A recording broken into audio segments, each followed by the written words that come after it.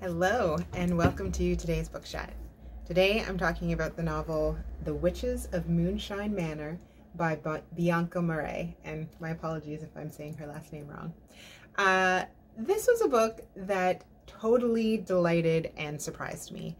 I didn't think from the cover and from a little bit that I read about it that it was going to necessarily be a book that I'd be excited about. It sounded really good and like an interesting book, but just not really my style.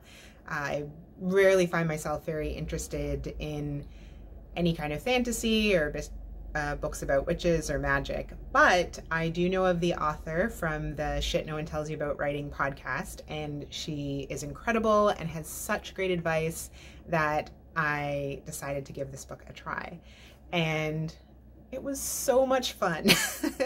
I won't tell you too much about it. The Witches of Moonshyne Manor are a group of 6 witches who have been a sisterhood since they were 6 years old, and when the book, the setting of the book, they are in their 80s. There is a heist, there is a ton of feminism that is very evident and strong, but in a delightful way.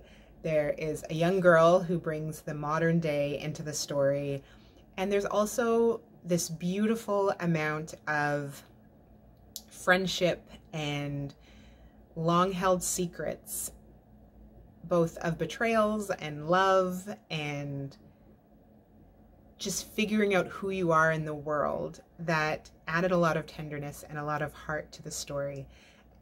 In addition, I wish that I had read this book with a pen in my hand, because there were so many lines where there were just these snippets of wisdom, and I don't know whether Marais just got these out of her own mind or whether they came from interviews of elderly people that she'd done or just advice that she'd collected through the years. But so there must have been at least 10 to 12 moments where I was reading something and just struck with the truth of what was there, and I really enjoyed that, and it added so much to the book.